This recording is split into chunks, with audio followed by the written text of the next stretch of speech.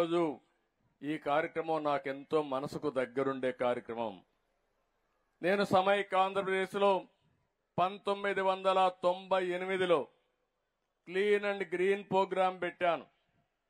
ఆ రోజు కార్యక్రమం పెట్టి ఆ కార్యక్రమాన్ని జయప్రదంగా తీసుకుపోతూ ప్రతి వారం నెలకొక్క రోజు రెండవ శనివారం ఎవ్వరూ పనిచేయక్కర్లేదు, పిల్లల దగ్గర నుంచి పెద్దలు ఉద్యోగస్తులందరూ కూడా క్లీన్ అండ్ గ్రీన్ ప్రోగ్రాంలో పార్టిసిపేట్ చేయాలని చెప్పాను.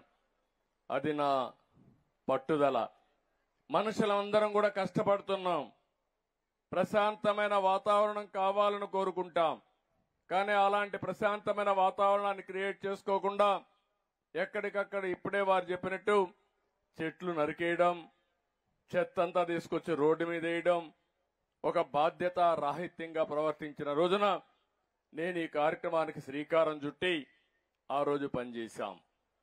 తర్వాత ప్రధానమంత్రి గారు సరిగ్గా 10 సంవత్సరాల కంటే ముందు అక్టోబర్ 2, 2014లో న్యూఢిల్లీలోని రాజ్ఘాట్కి వెళ్లి స్వచ్ఛ భారత్కు శ్రీకారం చుట్టారు. నేను మనస్ఫూర్తిగా మనందరం కూడా ప్రధానమంత్రి దూరదృష్టికి అభినందించాల్సిన అవసరం ఉంది. గట్టిగా అభినందించాల్సిందిగా మిమ్మల్ని అందరినీ కూడా కోరుతున్నా. ఎందుకంటే భారతదేశం 140 కోట్ల జనాభా. మన ఆరోగ్యం అంతా కూడా మనం నివసించే ప్రాంతాల మీద, మనం తాగే నీళ్లపైన, మనం తినే తిండిపైన ఆధారపడుతుంది.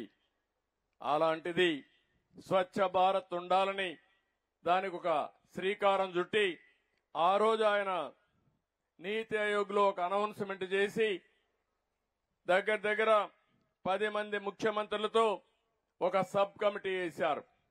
ఆ సబ్ కమిటీకి నేనే chairman. Swachh Bharat sub committee వేసి ఆ కమిటీలో చాలా రికమెండేషన్లు ఇచ్చాం. అక్టోబర్ 2వ తారీఖున ప్రతి సంవత్సరం అవార్డ్స్ ఇవ్వాలని, స్వచ్ఛ సేవకుల్ని గుర్తించాలని, స్వచ్ఛందంగా వచ్చే ప్రతి ఒక్కరిని గౌరవించాలని, అవసరమైతే అవార్డ్స్ ఇచ్చి సమాజంలో ప్రత్యేకంగా వాళ్ళకి గౌరవం ఇవ్వాలని చెప్పి రికమెండేషన్లు ఇచ్చాం. ఆ రిపోర్ట్ ఇప్పుడు కూడా పనిచేస్తా ఉంది.